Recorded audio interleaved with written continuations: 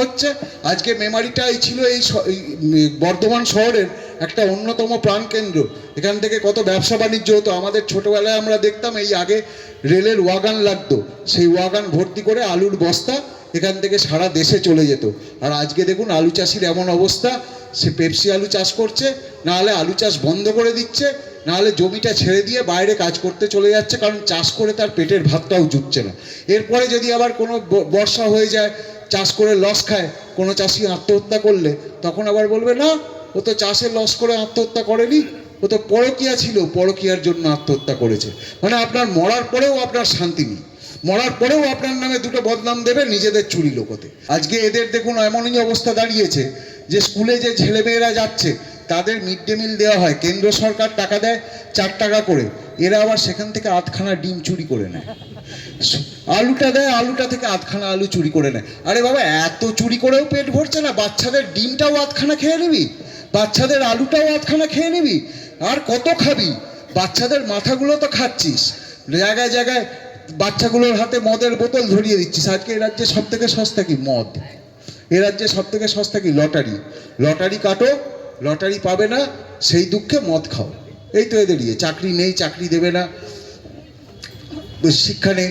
আজকে দেখুন, আজকে একটা আমাদের মেয়েরা তারা কাজে যাবে, সেখানেও তাদের নিরাপত্তা নেই। আরজি করে কি হয়েছিল আমরা দেখেছি, একজন মেয়ে, তিনি গেছিলেন নার্সের কাজ, তিনি ডাক্তার ছিলেন, তাকে হসপিটালের মধ্যে তাকে ধর্ষিত হয়ে খুন হতে হলো। তার বাবা মা আজও তারা বিচার চাইছেন, এবং তারা বিচার চাইতে গেলে এই পুলিশ তাদের ওপরে লাঠি মারে। কিন্তু কালকে যখন ওইখানে মাঠে ওইভাবে অসভ্যতা হচ্ছিল, বাংলার সম্মান ভুলুণ্ঠিত হয়ে যাচ্ছিল, বাংলার সম্মান নষ্ট হচ্ছিল, এদের ক্ষমতা ছিল না যে ওখানে এই শুভশ্রী, এই অরূপ বিশ্বাস তাদেরকে লাঠি মেরে সরায়। তারা লাঠি মারলো কাদের? যে বাচ্চা বাচ্চা ছেলে মেয়েগুলো যারা মেসিকে দেখতে গেছিল তাদের উপরে। সবসময় নরম মাটি পেলেই আঁচড়াতে ভাল লাগে, আর খালি শক্তের ভক্ত নরমের জম।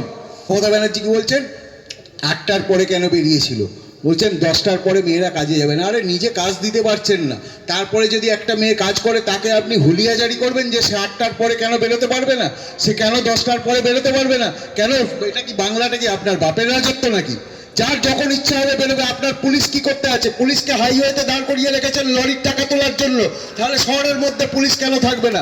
যদি পুলিশ না দিতে পারেন বলে দিন, আমরা নিজেদের নিরাপত্তা বুঝে নেবো, আমরা দেখে নেবো যারা দুষ্কৃতিকারী যারা আসবে, তৃণমূলের নাম নিয়ে যারা আসবে, তাদের বুক চিরে ফেলে, তাদের হাত পা ছিঁড়ে ফেলে টুকরো টুকরো করে ফেলে দেবো, আমরা বুঝে নেবো, যদি পুলিশ না দিতে পারেন। আর যদি সেটা না চান, সেই অরাজকতা না চান, তাহলে পুলিশকে হাইওয়েতে টাকা না তুলিয়ে পুলিশকে শহরের মধ্যে রাখুন, পুলিশকে পুলিশের কাজ করতে দিন। আজকে উনি বলছেন যে পশ্চিমবাংলা নাকি কথায় কথায় বাংলার অপমান হয়ে যাচ্ছে। আজকে যখন চাকরি চুরি হয় তখন অপমান হয় না? আরজি করে যখন ডাক্তারবাবু, তিনি ডাক্তার দিদিটি, তিনি যখন ধর্ষিতা হয়ে খুন হন, তাতে বাংলার অপমান হয় না? আজকে যখন সন্দেশখালিতে মায়েদের ওপরে অত্যাচার হয়, তাতে বাংলার অপমান হয় না? সন্দেশখালিদের মায়েদের ওপরে অত্যাচার হলে সেই মায়েরা যদি নিজেদের অত্যাচারের কথা বলেন, তখন এরা বলেন নাকি ওরা মায়েরা 2000 টাকার বিনিময়ে বলছে। আরে আমাদের মায়েরা তোদের মতো সস্তা নয়, তারা 2000 টাকার জন্য নিজেদের মান ইজ্জত বিক্রি করে না, তারা অনেক অত্যাচার সহ্য করেছে, তারপরেই এত কথা বলতে বাধ্য হচ্ছে। আজকে শেখ শাহজাহানকে নিয়ে দেখুন জেলে চলে গেছে, তারপরে তার সাথী তার ছেলেকে খুন করিয়ে দিল, অথচ সে নিয়ে পশ্চিমবঙ্গের মুখ্যমন্ত্রীর মুখে একটি কথা নেই। আজকে যদি এটা ভোলানাথ ঘোষের জায়গায় কোনো যদি মোল্লা হতো, তাহলে দেখতেন মুখ্যমন্ত্রী এতক্ষণে তার বাড়িতে পৌঁছে গেছেন, তার পরিবারের জন্য 10 লাখ টাকা ক্ষতিপূরণ ঘোষণা হয়ে গেছেন। আরে আমরা পশ্চিমবাংলার হিন্দুরা, আমরা পশ্চিমবাংলার দ্বিতীয় শ্রেণীর নাগরিক নই। এই পশ্চিমবাংলা আমাদের, এই জমি আমাদের, জমি আমাদের বাপের, আমরা বাপের সাথে থাকবো, এই জমি আমরা বেয়াত হতে দেবো না। আজকে আপনি ভাবছেন যে এখানে বাংলাদেশ থেকে মুসলিম এনে ঢুকিয়ে এটাকে পশ্চিমবাংলাটাকে পশ্চিম বাংলাদেশ করে দেবেন, সে হতে দেবো না। বন্ধু, আজকে একটা জিনিস সংকল্প নিন যে আগামী দিনে যে দিন আসছে, সেই দিনে এই অত্যাচারের শেষ করতে হবে, এই দুরাচারের শেষ করতে হবে, এই দুষ্কৃতিকারীদের এদেরকে সমূলে উপড়ে ফেলে বঙ্গোপসাগরে ছুঁড়ে ফেলতে হবে। আপনি সংকল্প নিন যে ভারতবর্ষ একসময় যে সোনার বাংলা ছিল, যে বঙ্কিমচন্দ্রের বাংলা ছিল, রবীন্দ্রনাথের বাংলা ছিল, বিদ্যাসাগরের বাংলা ছিল, সেই বাংলাকে আবার জায়গা দিতে হবে। বন্ধু, আজকে সংকল্প নিন যে একটি চাকরিও চুরি হবে না, একটি ছেলে মেয়েও একটি ঘরে বেকার বসে থাকবে না, প্রত্যেক ঘরে অন্তত একজন চাকরি করবে, প্রত্যেক ঘরের প্রত্যেকে সবাই পড়াশোনা করবে। আজকে সংকল্প নিন যে আজকে আমাদের কোনো একটি হসপিটালে একজন রুগীকেও বিনা চিকিৎসায় ফিরে যেতে হবে না, একজন রুগীকেও বিনা চিকিৎসায় মারা যেতে হবে না। বন্ধু, আজকে সংকল্প নিন যে একটা গরিব মানুষের রেশন চুরি হবে না, তার আবাস যোজনার ঘর চুরি হবে না, তার বাথরুম চুরি হবে না। বন্ধু, আজকে সংকল্প নিন যে আজকে আমাদের যে বিধবা মায়েরা রয়েছে তারা বিধবা ভাতা পাবে, যে বৃদ্ধ বৃদ্ধারা রয়েছেন তারা বৃদ্ধ ভাতা পাবেন। আজকে লক্ষ্মীর ভান্ডার আপনি 1,500 টাকা দিচ্ছেন, দিয়ে বড় বড় কথা বলছেন। আমরা বিহারে 10,000 টাকা দিচ্ছি, উড়িষ্যায় 1 লাখ টাকা দিচ্ছি, আগামী দিনে পশ্চিমবাংলাতেও আমরা দেবো, আপনার থেকে অনেক বেশি দেবো, আপনি তখন চেয়ে চেয়ে দেখবেন।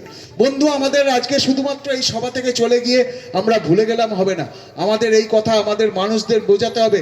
আশপাশে অন্তত প্রত্যেকে দায়িত্ব নিন, অন্তত 5টা মানুষকে আপনারা এই কথা বোঝাবেন, যাতে তারা বোঝেন এবং আগামী দিনে এই অত্যাচারের শেষ হয়। বন্ধু, আজকে আমাদের একজোট হয়ে থাকতে হবে, একতাবদ্ধ হয়ে থাকতে হবে। মানুষ এই কালকে আপনারা দেখেছেন মানুষের মধ্যে কতটা রাগ, ঠিক যে রাগ নিয়ে আরজি করার সময় এই মেমারি শহরে আশপাশের গ্রামাঞ্চলে আমাদের মায়েরা নেমেছিলেন রাত দখল করতে, ঠিক কালকে দেখেছেন কীরকম রাগ নিয়ে মানুষ ওদেরকে তাড়িয়ে বার করেছে। আগামী দিনে ওইভাবেই তাড়িয়ে বার করতে হবে। এরা খালি দুর্নীতি করে নতুন নতুন টাকা তুলতে ব্যস্ত। আপনাদের সাবধান করছি, বর্ধমান জেলায় আবার নতুন করে কিন্তু একটা চিটফান্ডের আবির্ভাব হয়েছে। তৃণমূলের বিভিন্ন ব্লক অফিসে সেই চিটফান্ডের মিটিং হচ্ছে। চিটফান্ডের ফাঁদে পা দেবেন না, তৃণমূলের নেতাদের বড়লোক করবেন না, আপনাদের টাকা আপনাদের। এদের স্বরূপ চিনে নিন, সময় এসেছে। কালকে যেমন ওইখান থেকে তাড়া দিয়ে বার করেছে মাঠ থেকে, দেখেছেন তো, দেখেছেন সবাই কিভাবে কালকে তাড়া দিয়ে বার করেছে, ওইভাবে তাড়া দিয়ে এদের রাজ্য ছাড়া করতে হবে। আজকে দেখুন এদের এসআইআর নিয়ে কত আপত্তি। ওদের নাকি এসআইআরে আপত্তি কেন না, মতুয়াদের নাম বাদ যাবে, হিন্দুদের নাম বাদ যাবে।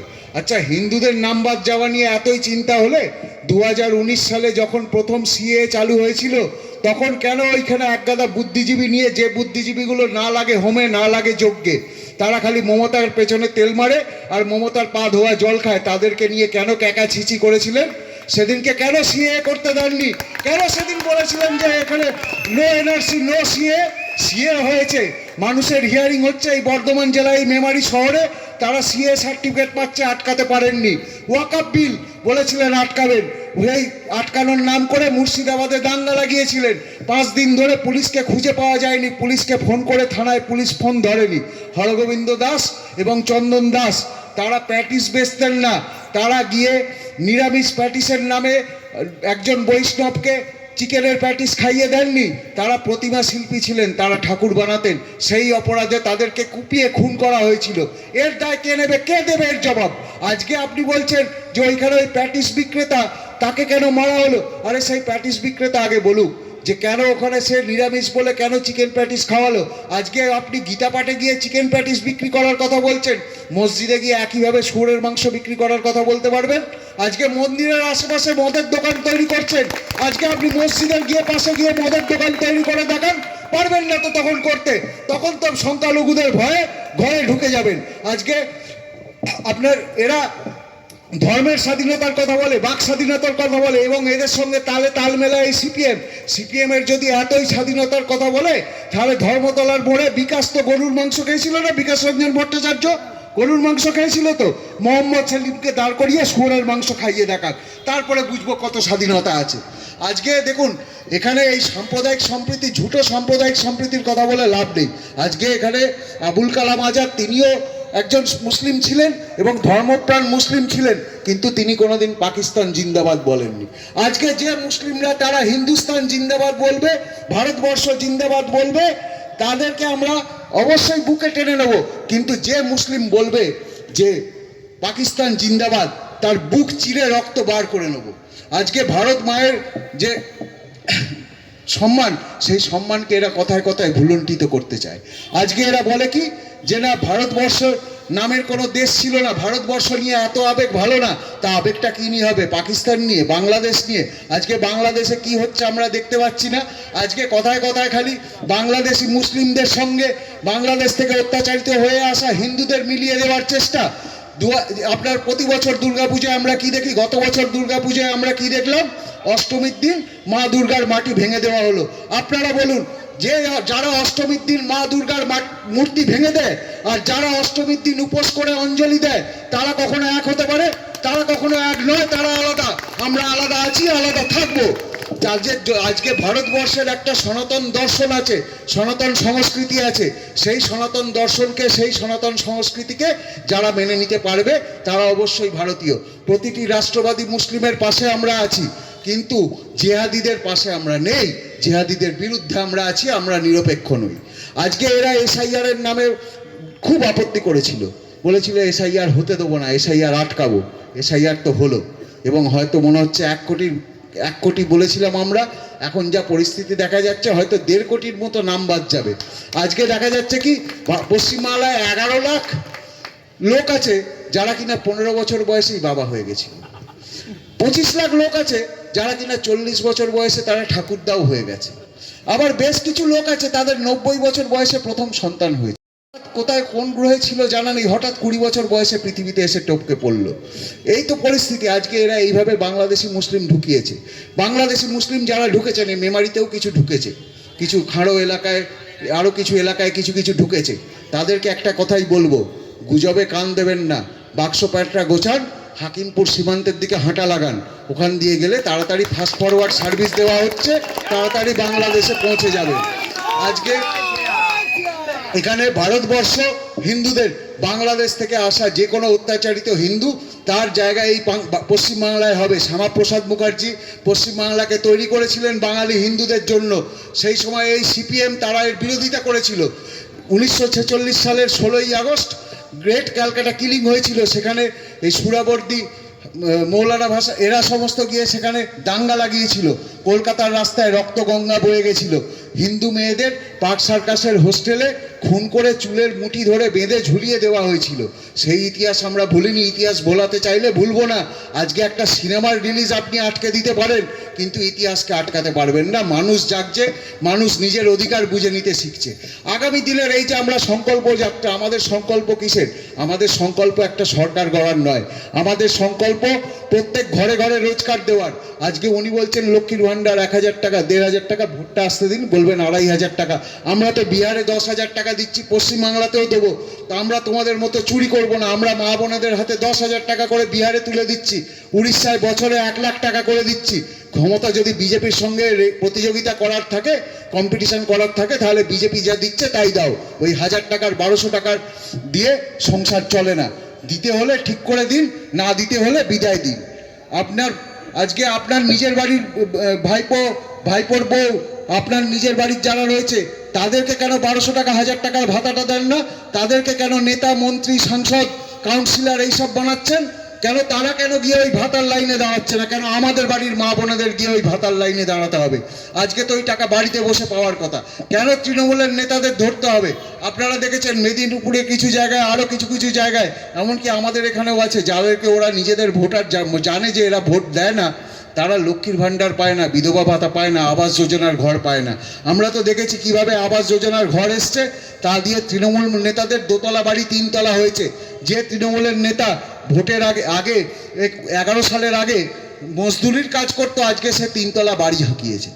আজকে এখানে ব্যানার্জি এবং ভট্টাচার্য 2 বামুন আছে, 2 বামুন মিলে মেমারিটাকে পুরো লুটে পুটে খাচ্ছে। আজকে মেমারির আদিবাসীরা, আমাদের এসসি ভাইরা, আমাদের যারা ক্ষেত্রপাল পদবীর যারা আছেন, তাদের কথা বলার কে আছে? তাদের টাকা চুরি করে এরা বড়লোক হচ্ছে। 2 বামুন বড়লোক হচ্ছে, আর বাকিরা তাদের পায়ের তলায় পিষ্ট হচ্ছে। এই দিন আর চলতে দেওয়া যাবে না ভাইরা, এই দিন আর বন্ধু চলতে দেওয়া যাবে না। এই দিন পাল্টাতেই হবে। আজকে এইভাবে আমাদের ছেলেরা তারা চাকরি না পেয়ে বেকার অবস্থায় ঘুরে বেড়াবে না। আমাদের ছেলেমেয়েরা তারা পড়াশোনা শিখবে। আমাদের ছেলে মেয়েদের নাবালিকা অবস্থায় মেয়েদের বিয়ে হবে না। আমাদের মেয়েরা নাবালিকা অবস্থায় মা হবে না, তারা পড়াশোনা শিখবে, ডাক্তার, ইঞ্জিনিয়ার হবে, স্কুলের টিচার হবে। আজকে খালি সমস্ত সুবিধা সব কিছু খালি ওনার বাড়ির লোকেরাই পাবে, আমাদের বাড়ির লোকগুলো লোক নয়, আমাদের কোনো অধিকার নেই। আমাদের টাকায় তো আপনাদের যাবতীয় ফুটানি, আমাদের টাকায় তো আপনাদের যাবতীয় মস্তানি, আমাদের টাকায় তো আপনাদের যাবতীয় দালালি। তাহলে আমাদের যখন টাকা, অধিকারটাও আমাদের, আমরাই বুঝে নেব। আগামী দিনে আমাদের সংকল্প হোক বন্ধু, যে আমরা যে যেখানেই থাকি, যে দলই করি, আমরা নিরপেক্ষ থাকবো না। আমরা দুর্নীতির বিরুদ্ধে যাব, আমরা এই চোরেদের বিরুদ্ধে যাব, আমরা এদের শিকড় থেকে সমূলে উপড়ে ফেলবো। স্বাগত। আচ্ছা, আপনাদের এই মেমারি পৌরসভার 16,80,00,000 টাকা যে ইলেকট্রিসিটির জন্যে হাই টেনশন তারের জন্য টাকা দেওয়া হয়েছিল এবং যে পরিমাণ রাস্তার দুপাশে গাছপালা কেটে ফেলা হয়েছে, এর জন্যে আপনারা কি মনে করেন? এর জবাব তো দেবেন অরূপ বিশ্বাস। তিনি তো বিদ্যুৎ মন্ত্রী, তিনি তো মেসির সঙ্গে ছবি তুলতে ব্যস্ত ছিলেন, মেসিকে বগল দাবা করতে ব্যস্ত ছিলেন। তার কাজ, দপ্তরের কাজের ক্ষেত্রগুলো দিন সবটাই চুরি করে নিয়ে চলে যাবে। হাই টেনশন তারের 16,80,00,000 বরাদ্দ হলো, তার কাজটা কি হলো? গাছ কেটে নেওয়া হলো, সেই গাছকে কাজে বিক্রি করা হলো, তার টেন্ডার ডাকা হয়েছিল, কোনো জবাব তো এদের কাছে নেই। সবটাই খালি এই সরকার চলছে। আচ্ছা, আর এখানে যে 1 ইঞ্চি না ছেড়েও প্রমোটার রাজ চলছে, এই প্রমোটার রাজের জন্যে মাননীয় পৌরপিতা ওতপ্রোতভাবে জড়িত, তার প্রমাণ একাধিকভাবে আমাদের সংবাদ আবির্ভাব তুলে ধরেছে। আপনার এতে মতামত কি মনে হয় যে একবার রাস্তা খুলছে? মেমারি শহরের অবস্থা দেখে আপনার কি মনে হচ্ছে এখানে পৌরসভার প্রশাসন আছে? আদৌ পৌরসভাটার কোনো অস্তিত্ব আছে? তারা তো প্রমোটিংয়ের সিন্ডিকেট, বালির সিন্ডিকেট, রাস্তার সিন্ডিকেট, এইসবের টাকা দিতে ব্যস্ত। তারা এইসব কাজ করবেন কখন? তাদের এই কাজ করার সময় নেই। তাদের চুরি সময়টা তো দেবেন দাদা। চুরি করতে না দিলে ওরা বাঁচবে কী করে? আপনি আমি শ্বাস প্রশ্বাস না নিলে বাঁচি না, জল না খেলে বাঁচি না, ওনারা চুরি না করলে বাঁচেন। আমাদের একটু বাঁচতে তো দেবেন, একটু চুরি করতে দিন। আর 2 মাস, এই 2 মাসে একটু চুরি করতে দেবেন না ওদের? এখনও ওদের তাড়া করে বেড়াবেন। আবাস যোজনায় একজনা 3টে বাড়ি পাচ্ছে, আর কিছু মানুষ এখনো পর্যন্ত বাড়িও পায়নি। আর টোটোর রেজিস্ট্রেশন নিয়ে মেমারিতে প্রত্যেক দিন একটা আত্মকলহর মতন রাস্তার দুপাশে দোকানদাররা নাভিশ্বাস হয়ে উঠেছে। সেক্ষেত্রে আপনারা কি বলবেন? না, আজকে আবাস যোজনা আছে, এক একজন 3বার করে পাবে না, তো আপনার কি মনে হচ্ছে 3জন পাবে? আচ্ছা, 3জন ওদের চলে? ওরা কি মানুষের ভোটে যেতে? ওরা তো চুরির ভোটে যেতে। যদি 3জন দিয়ে না পায়, ভোটে যেতে, আজকে যখন অন্য রাজ্যে বিজেপি সরকার জিতছে, তারা মানুষের ভোটে যেতে আসছে, তারা চুরির ভোটে যেতে আসছে। সেই জন্য তাদের মানুষের জন্য কাজ করতে হচ্ছে। এরা চুরির ভোটে জিতছে, তাই চুরি করছে, সেটাই স্বাভাবিক। এতে আপনি এত অবাক হচ্ছেন না, আজকে মাননীয় সাংসদ কল্যাণ বন্দ্যোপাধ্যায় বারবার কিত খেলার নিয়ে বারবার বলছেন। তা ওখানে সাংসদ জায়গায় কিত খেলার জায়গা নয়, সবাই জানে। আজকে অভিজিৎ জাস্টিস গঙ্গোপাধ্যায় যে 32,000 চাকরি নিয়ে বলেছিলেন, সে চাকরি একাধিকভাবে প্রমাণিত হয়েছে যে এটা ফ্রেশ অ্যান্ড ফেয়ার হয়নি, এবং তৃণমূল মদতপুষ্ট নেতারা, এর গামলা যারা আছে, তারা এই চাকরিতে তাদের নিজেদের প্যানেলের লোকগুলোকে ঢুকিয়ে দিয়েছে। আপনাদের মতামত কি মনে হয়? আপনি শুধু একটা চুরির কথা বলছেন। কমিশন, সেখানে চুরি হয়নি। কনস্টেবল নিয়োগ, সেখানে চুরি হয়নি। পিডব্লিউডির পরীক্ষা, সেখানে চুরি হয়নি। সব চাকরিতেই তো এরা চুরি করেছে। আমি আবারও একই কথা বলছি, একটা জিনিস বুঝুন, আমাদের শরীরে রক্ত বয়, ওদের শরীরে চুরি টাকা বয়। চুরি না করলে ওরা বাঁচবে, বাঁচতে দিন। আর 2 মাস বাঁচতে দিন। আচ্ছা, আর একটা আমার লাস্ট প্রশ্ন, হিন্দু আর মুসলিম দিয়ে সাম্প্রদায়িক দাঙ্গা লাগাবার চেষ্টা করছে, এতে আপনার মতামত কি? যে মুসলিম সম্প্রদায় মাইনরিটি সেলকে নিয়ে যেভাবে দলের মদতপুষ্ট মাননীয় মুখ্যমন্ত্রী বা তার সাগরেদ যারা রয়েছে, তারা যেভাবে মদতপুষ্ট হয়ে রয়েছে, দিন রাত ঝামেলা অশান্তি লাগিয়ে রেখে দিয়েছে, গোষ্ঠীকন্দল লাগিয়ে রেখে দিয়েছে, তাতে হিন্দুদের তো একটার পর একটা নির্যাতিত হয়ে যাচ্ছে। দেখুন, এই উস্কানিতে যে মুসলিমরা পা দেবেন, বা যে কেউ, হিন্দু মুসলিম যে কেউই এই উস্কানিতে পা দেবেন, তিনি পস্তাবেন। আইনের রাস্তায় চলবে। ওই দাঙ্গা যারা বাঁধাবে, কোনো দাঙ্গাকারী রেহাই পাবে। ভারতীয় জনতা পার্টি সংখ্যালঘু সম্প্রদায় এবং সাধারণ মানুষের পাশে থাকবে। ভারতীয়, এখানে সংখ্যালঘু কেউ নেই, সংখ্যাগুরু কেউ নেই। ভারতীয় জনতা পার্টি ভারতীয়। ধন্যবাদ।